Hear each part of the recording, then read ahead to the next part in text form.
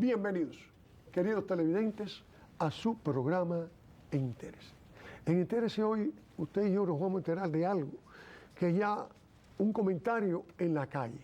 Se habla de que ya existe, haciéndose pruebas, de poner en el mercado el agua de mar, el agua salada, embotellarla porque han visto en ella productos como contenidos medicinales que pudieran ser muy buenos para la salud. Hace ya muchos años, tenemos aquí también otro invitado que nos habló algo de eso, pero en aquel momento no estaba tan concreto como ahora. Se habla ahora con más solidez la posibilidad de poner en el mercado muy pronto agua de mar. Y debido a eso es que hemos traído hoy a una doctora que ya ustedes conocen, pero que también es muy conocedora del problema del agua salada. Nos referimos a la doctora María Delgado Leliebre. Ella nos va a hablar hoy sobre el mar, el potasio y la vida. ¿Qué relación tiene todo eso? ¿Cuán importante es el agua de mar y su contenido para la salud? Para ver si todo esto tiene relación con ese nuevo producto que está al salir de la calle. Bienvenida a nuestro programa, doctora. Hola Jesús, ¿cómo estás? Pues aquí queremos corroborar con usted cuán importante es el agua de mar. Bueno, el agua de mar es importante en el surgimiento de la vida sobre la Tierra. Entonces, si nos vamos a lo que es cuando comienza la Tierra con el mar, donde el mar ocupaba casi toda el área de la circunferencia de la Tierra, ahí es donde aparentemente comienza la vida, en el mar, que empiezan las primeras células a formarse. Entonces, de manera interesante, el mar tiene todos los minerales esenciales para la vida.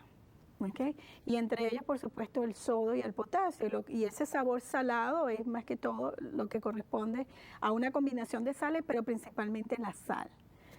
Entonces, quizás lo llamativo sobre la evolución del mar, estamos hablando de millones de años, es qué ocurre con la concentración de potasio. Porque en los tiempos iniciales 200 millones de años. Y continúa, me imagino, de esa misma forma, los depósitos de los volcanes, de las piedras, esas van cayendo poco a poco al mar y es donde ahí es la fuente principal de minerales. Y se asume que las concentraciones de potasio y sodio son más o menos equivalentes, con alta concentración de sodio y alta concentración de potasio. Pero lo más interesante es que en el tiempo la concentración del potasio en el mar va bajando.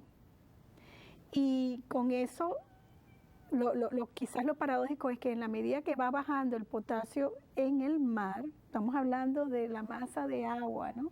Los 5 océanos. Pero también comienza la vida. Comienza la vida a surgir dentro del mar. Y de manera interesante, los seres vivos, desde las bacterias más chiquiticas hasta el ser humano y los animales más complejos, necesitan incorporar continuamente potasio dentro de la célula para que el cuerpo funcione y sea lo que es. Entonces, es una función, es una necesidad que el cuerpo necesita arrastrar. No el cuerpo, la mínima expresión, la célula. Si hay una celulita que es una micro bacteria en su expresión más primitiva y está en el mar, ella tiene que extraer el potasio del mar para que la célula funcione. ¿Y cómo entonces, desde ese principio, la importancia del potasio, entonces qué es lo que usted está tratando de decir? Que esas células, esos cuerpos que tuvieron desde lo mínimo, como usted habla, hasta lo más grande que es el ser humano, los animales, los pescados, los peces grandes. No quiero que hoy viernes en la mañana, entrar dentro de un componente filosófico per se, pero sí que el potasio es un mineral esencial para la vida y para que las células funcionen de manera adecuada. Todas las funciones, no solamente del ser humano, de animales y de bacterias, por decir algo, dependen de que el potasio dentro de la célula tenga un contenido normal para que esa célula funcione. todos los órganos que tenemos, el corazón, el cerebro, el estómago, los músculos, necesitan que sus células funcionen para que trabajen bien. Y ese funcionamiento depende en gran parte de muchos minerales, de mucha función eléctrica dentro de la célula, pero el potasio juega un papel importante. Lo que pasa es que el potasio se necesita. Por eso es que la paradoja de que en el mar disminuye el potasio es en parte porque los seres que piensan a crecer en el mar, estamos hablando de millones y millones de años, absorben el potasio que está diluido en el Pero mar. entonces, ¿en qué momento hubo ese potasio en grandes cantidades? En definitiva, fue absorbido por todo eso. O sea, fue en un momento en que no había nada y que nada más que había en las aguas, los minerales esos en el mar. Porque o sea, estamos hablando de millones de años cuando la vida en la Tierra comienza, ¿correcto? Entonces, el depósito va depositándose las sales y en la medida que vaya surgiendo vida, que solo Dios sabe cómo surge vida, ¿verdad? En la medida que va surgiendo vida en el mar, ese ser que está ahí, que son las bacterias, las microalgas, los seres más primitivos, necesitan para funcionar, rescatar el potasio que está afuera. Pero también necesitaban los otros minerales. Claro que sí. ¿Qué pasó con los otros minerales? ¿Por qué estos minerales abundan y el potasio está desapareciendo? Bueno, si supieras que no está desaparecido, sigue siendo uno de los minerales más importantes dentro del mar, o ahora, en el presente. O sea, el sodio, el potasio, está el calcio, está el magnesio. Son los que tienen un componente más importante, solo que en el potasio es como un 1%. Y el sodio es como un 33%. Pero ese no desaparece, el sodio se mantiene el agua salada siempre. Siempre, pero lo interesante de los organismos en general, nuestro plasma tiene sodio y es lo que está afuera, donde están nadando las células, por decir algo, ¿no? Y el mar es así, el mar es como un plasma, tiene sodio en altas concentraciones, pero un sodio que la concentración no es comparable a la concentración del plasma nuestro, de nuestra sangre, pero sí es comparable en el sentido que el sodio es alto y el potasio es bajo. En el plasma nuestro, el sodio es alto y el potasio es bajo. ¿Por qué? Porque el 99% del potasio en el ser humano y en los animales está dentro de la célula, está incorporado. Y mantener ese potasio dentro de la célula es una función que requiere energía. No sé si me explico, necesita que el cuerpo esté vivo para mantener las células llenas de potasio. Para mantener el sodio y los demás minerales no hace falta eso. Generalmente con el sodio, porque como es el plasma y está en altas concentraciones, no es exactamente, la concentración de sodio dentro de la célula es bastante bajo y siempre se mantiene más o menos en ese tipo de gradiente. Necesita transportes de energía, pero no en una cantidad tan importante como para mantener el potasio dentro de la célula. Un ejemplo típico que todos lo conocemos, la sangre que transfundimos. Cuando agarramos la sangre, nos la sacamos y la ponemos en el banco de sangre, esa sangre generalmente dura tiempo ahí hasta que alguien la necesite. Lo que llamamos se guarda en el banco de sangre, puede durar semanas, puede durar meses. En la medida que pasa el tiempo, el glóbulo rojo como tal es una célula.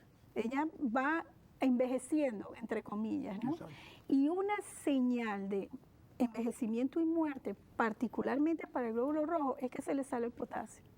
Oh my God. Sí, es porque es por naturaleza, pues necesitas mantener la célula viva, necesitas mantener la célula con las funciones de energía, porque todos somos energía, pero es energía por eso necesitamos comer, con las funciones, los transportes energéticos para mantener ese potasio adentro. Entonces esa célula que tú la sacas del cuerpo y la pones en frío para que se preserve para transfundir, esa célula no es la misma que estaba cuando estaba dentro del cuerpo, porque está fuera de su medio. Bueno, y cuando se necesita para hacer una transfusión a un ser humano, ¿cómo se sabe si esa célula en ese momento está en condiciones de ser traspasada? Fíjate, bueno, primero que en el glóbulo rojo, cuando tú lo transfundes a la persona, en cierta forma va a tener la capacidad de transportar oxígeno, que es la función principal de la hemoglobina en este caso. Pero aún así, la función de transporte de oxígeno óptimo no es lo mismo en una sangre fresca que en una sangre que tiene tiempo. Y eso no lo digo yo. Publicaciones numerosas del American Heart. ¿Por qué?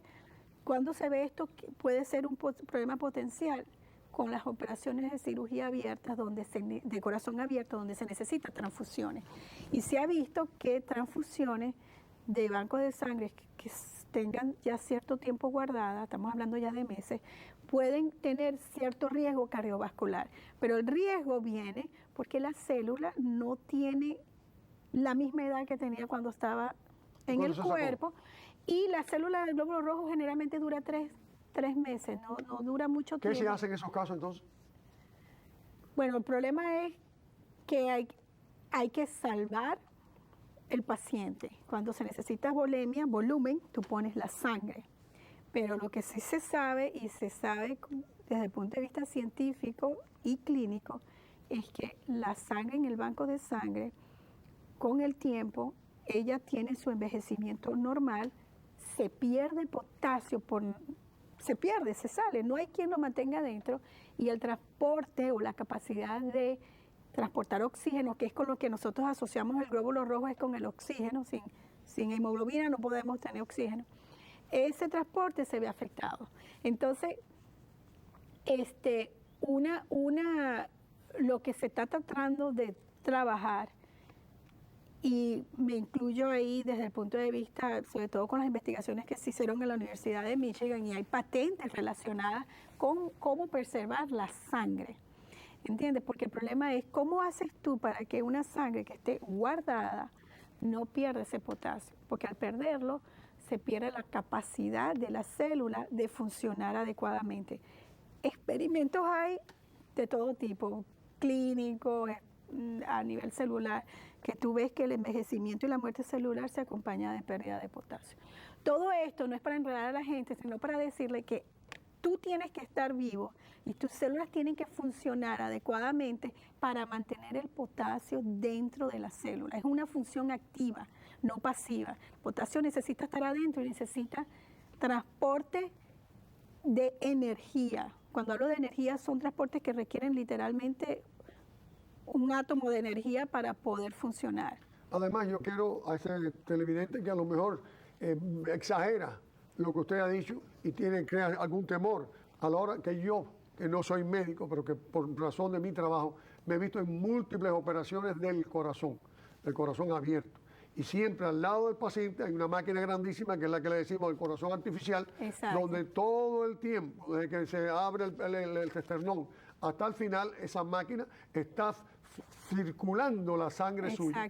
Y su sangre en su totalidad está siendo registrada, guardada, circulando ahí adentro para hacer respuesta constantemente en caso de necesidad.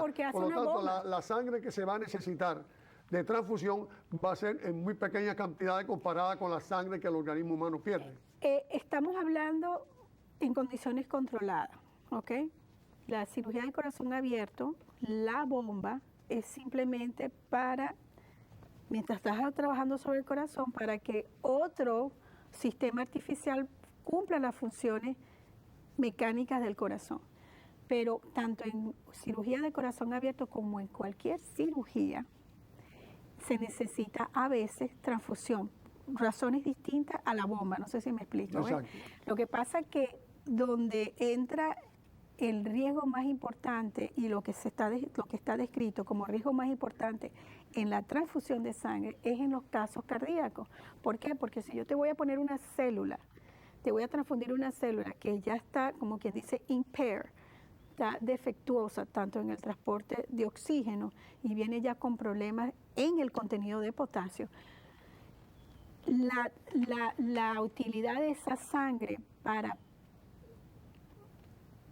perfundir, para irrigar las arterias del corazón no es suficiente. Entonces a veces no podemos controlar el problema, y es por eso es que el problema básico de transfusión de sangre que tiene mucho tiempo guardada se enfoca en la parte cardiovascular, porque ya el corazón tiene problemas de oxigenación.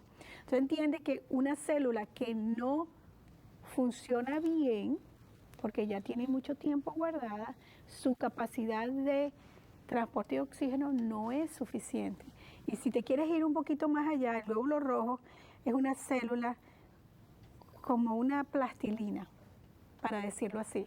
Cuando ella pasa por los vasitos, por las arterias chiquiticas, bien delgaditicas, que son los capilares, la plastilina se mueve y se aplasta para acomodar. Se adapta. Y literalmente la membrana se pone como un palito para pasar por esos capilares, que el diámetro es más pequeño que el diámetro del glóbulo rojo. Cuando el potasio dentro del glóbulo rojo está disminuido, esa capacidad de la membrana de doblarse es defectuosa. Entonces no tienes el transporte de oxígeno. Estamos entrando en palabras mayores y ese televidente se me está confundiendo y nos estamos yendo del tema. Pero volvemos a lo mismo. La parte central es que el potasio es esencial para algo tan primitivo dentro de los animalitos más chiquitos al ser humano, que es la oxigenación. Un incidental aquí. Usted en los 3 programas que le ha traído le da una importancia al potasio tremendo. ¿Cuándo nace usted ese deseo de estudiar el potasio tan a fondo y por qué? Bueno, en la carrera mía de medicina, que comienza en Venezuela, estamos ya para los 2 últimos años de la carrera, ya yo estaba haciendo investigación dentro del área de potasio intracelular. Entonces allá empezamos a medir el potasio intracelular dentro del glóbulo rojo y a empezar a encontrar estos hallazgos que el potasio, porque el interés mío desde muy temprano ha sido la enfermedad cardiovascular. Entonces empezamos a encontrar que los hipertensos, siempre por alguna razón el potasio dentro del glóbulo rojo estaba bajo. Y en la medida que seguimos obteniendo datos y datos y datos, ¿verdad? Empieza a aumentar el interés de, bueno, ¿por qué? ¿Por qué está bajo? Esto es solamente en los hipertensos porque toman medicamentos, que ya algunos están tomando bastante diuréticos, o esto es algo que viene de atrás. Entonces también se empieza a estudiar a los hijos, se empieza a estudiar de manera al azar, muchachos del liceo, del high school, para ver cómo tienen el potasio, simplemente, sin saber la historia. Y conseguimos un hallazgo que no solamente se publicó allá, pero se publicó aquí en Michigan y también recibió un premio. Y fue las bases para describir el potasio intracelular como un marcador genético. ¿Okay? Descubrimos que estos muchachos elegidos al azar, así, ¡chac!, había un porcentaje importante que el potasio estaba bajo. Entonces, cuando esos muchachos normales, que no tienen ni están vomitando ni nada, un muchacho normal, que está comiendo normal, todos comen lo mismo, todos tienen el mismo peso. Cuando buscamos la historia personal de todos estos niños, todos sin excepción que tenían el potasio bajo, los padres o los abuelos eran hipertensos. Y cuando llamamos a esos padres y les tomamos el potasio intracelular, encontramos que el potasio de ellos estaba bajo. Cuando hicimos el estudio prospectivo de algunos de estos estudiantes para ver qué pasa a los 5 o 6 años, porque ellos tendrían 12, 13, 14 años entonces, cuando eran adultos ya jóvenes, ya estos niños que tenían el potasio bajo se convierten en prehipertensos y son hipertensos. Ya tenemos una explicación, porque estoy seguro que este televidente la ha visto, que la ha invitado varias veces y ahí insiste en el potasio y queríamos saber su interés en el potasio. Volvamos atrás, al mar. ¿Por qué si el agua de mar, como usted bien dijo al principio, está tan llena de minerales, cosas que son tan esenciales para la salud, y con tanto de los antioxidantes y lo de esto y lo otro y todos los minerales, por qué no se ha usado a través de la historia, en épocas en que no se conocía nada de medicina, el agua de mar como una medicina? Como la gente usa las hierbas, pudieran haber usado el agua de mar como una medicina, como un complemento para la falta de minerales, lo que fuera. Es cierto que el mar tiene prácticamente la concentración de muchos minerales. Y el mar es un receptor de lo que cae, de lo que está en la tierra, cae en el mar. Todo mar. Y la vida se ha adaptado a eso, pues nosotros vivimos y estamos compuestos de lo que nos ofrece la tierra, porque así es la vida se adapta a los resources, a los recursos que tenemos. Tenemos oxígeno, respiramos oxígeno, tenemos calcio, usamos calcio, potasio. El agua de sal, y eso es importante porque la gente lo sabe, porque cuando tú hablas del agua de mar y estás en la deriva en el mar, tú sabes muy bien que te puedes morir si tomas agua salada. Exacto. ¿Por qué? Y esto es algo interesante, cuando tú empiezas a tomar mucha sal, ¿verdad? ¿Qué pasa con el plasma? El plasma tu plasma, que tiene que estar siempre en 140, 35 el sodio, empieza a aumentar la concentración del sodio dentro del plasma, o sea, aumenta la cantidad. Para tú estar vivo, esa cantidad hay que volverla otra vez normal. Tú no puedes tener un sodio en 160 porque te mueres. Entonces tienes que reducirlo. ¿Y cómo hace el cuerpo para reducirlo? ¿Cuántos días puede estar una persona en el mar tomando agua desalada? Es que no puede tomar agua salada. Bueno, ¿y qué tomas? Agua de lluvia. Ahora mismo con el problema de los barceros de Cuba, que se pasan 15 días, 20 días sin comida. ¿Y cómo sobreviven? Sí, el agua, pero déjame explicarte qué pasa. Cuando tú empiezas a tomar agua salada, estamos hablando en agua salada como líquido. Tienes sed, tomas agua salada. Exacto, como líquido. Al tomarla como líquido, como que si tú quisieras calmar la sed, el agua salada te va a dar más sed. ¿Por qué? Porque aumentas la cantidad de sodio en tu plasma. Entonces, ¿por qué se muere el paciente? Porque se va a morir. Cuando yo tengo el sodio muy alto, yo necesito buscar el agua que me falta dentro del plasma para mantener la concentración normal. Y una manera de hacerlo es a través de las células. Entonces las células pierden agua y se deshidratan. Y ahí comienza la muerte por deshidratación celular. Ahí comienza la muerte celular. Cuando se deshidratan, se secan. Pero ya eso lo estamos poniendo al plano máximo. Vuelvo, yo sigo insistiendo en esto porque noto que si tanta cosa se está hablando ahora, si se habla hasta de embotellar el agua salada, estamos hablando siempre, supongo yo, de agua salada del océano afuera, no del agua salada contaminada que hay en el mar. No va a ser que mañana empiece la gente a tomar agua salada no, por eso, de la orilla. Cuando eso es lo que está lleno, está contaminada en cuanto Dios crió, todos sabemos qué es lo que hay. No, yo creo que, bueno, la observación hay que hacerla porque la gente tiene que entender que agua salada como líquido va a deshidratarte, te va a dar más sed, y si no lo compensas con agua, tus células van a morir secas, ¿ok? Pero el agua de mar, ya como suplemento, es otra cosa, que es lo que creo que es donde tú estás tratando. ¿Es donde van a llevar esto comercialmente? Y quizás la utilidad que tiene no es tanto por el sodio, porque el sodio más bien lo estamos comiendo en exceso, sino por los otros minerales que ya se encuentran diluidos en el agua del mar. ¿Y los podrán quitar esos al envasarla? ¿Podrán extraerle la sal y dejar los otros minerales? Generalmente lo que yo he escuchado y lo que yo he leído particularmente sobre el suplemento de agua de mar es que tienes que diluirlo y tiene sentido, pues. Logras una cantidad de agua de mar que la diluyes en agua para que sea una solución con una concentración aceptable a la vida de uno. Entonces no estás tomando sal, sino que estás tomando agua que en parte tiene un contenido que viene del mar. Y están ahí los minerales, minerales hasta oro. Hasta oro hay en el agua. Hasta oro hay diluido en el agua de mar. Entonces, desde el punto de vista de la medicina homeópata, que no es mi objetivo entrar en ella, la medicina homeópata usa el agua de mar de esa manera, la concentran, la diluyen. O sea, estamos llegando a la posición de que es factible, de que hay posibilidades que quizás en estos momentos con la técnica que tenemos, los recursos que tenemos, los conocimientos que tenemos, no podemos todavía usarla definitivamente, pero que a largo plazo, como estamos viendo en la cosa del automóvil, de la gasolina, y todo eso, hay un tesoro en ese mar que podrá ser utilizado en un futuro para quizá o alargar la vida o obtener algún tipo de rejuvenecimiento. Hay algo. La fuente de la juventud famosa pudiera estar en el mar. Bueno, en mi opinión está en el potasio, porque en la medida que tu potasio está normal dentro de las células, tú retrocedes el envejecimiento, ¿ok? En la medida que nos ponemos viejos, para que tú veas lo interesante de la fisiología, en la medida que envejecemos, la capacidad de nuestras células, desde la frente hasta la punta del pie, la capacidad de esas células de mantener el potasio, ya esto no es hipertensión, ya es envejecimiento, disminuye. Ese televidente que está con la tercera edad mía o cuarta, ya yo perdí la edad. Ya, ese televidente, ¿usted le aconseja que coma plátano 3 veces al día? Porque el plátano dicen que es el que más potasio tiene.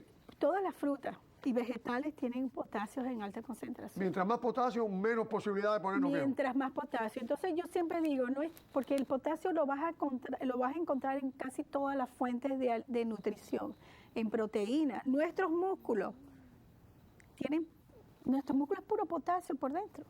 Las células tienen potasio. O sea, y los músculos de la carne y del pollo y del pescado también.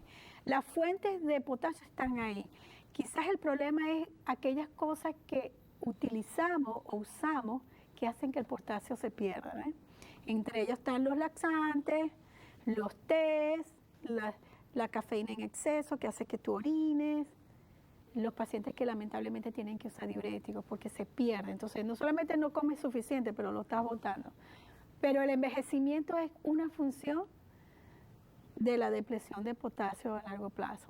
Ahora mismo, recientemente salió estos días en uno de los periódicos locales, 3 personas que viven, creo que en Ciudad, cada una con más de 100 años y una claridad mental tremenda. Habría que investigar si esas mujeres, porque creo que fueron mujeres las 3, cómo se alimentaron, cómo estaba el potasio en ellas. Sería bueno esos mismos periodistas que intervinieron, si escuchan este programa, ver a esas mujeres y hacer un análisis para poder comprobar todo este interés de la doctora con el potasio y que le pongamos más atención a ese potasio que yo, francamente, hasta que ella no vino aquí habló tanto del potasio. Mira que yo he traído médicos, pero ninguno me ha hablado nunca del potasio como ella. Y es el potasio corporal, el potasio intracelular, el potasio que está dentro de tus células. Y si te imaginas el mar tiene mucho sodio, pero una concentración pequeña de potasio. El cuerpo, nuestro plasma, que es el agua, tiene mucho sodio y poquito potasio. ¿Por qué? Porque el potasio se va dentro de la célula. Bueno, señores, hemos llegado al final de este programa y yo espero que ustedes hayan entendido a la doctora Delgado hablando sobre todas estas cosas que podemos en la propia casa utilizar bastante potasio en los alimentos, en la fruta, en todo lo que queramos, que seguro que eso nos va a ayudar a alargar esta vida que hasta ahora era tan corta, pero que estamos viendo que personas de 100 y pico años y que vamos a investigar a ver si de verdad han consumido tanto potasio. Sin más, dando las más expresivas gracias a la doctora, se despide de ustedes. Hasta el próximo domingo. Jesús Angulo.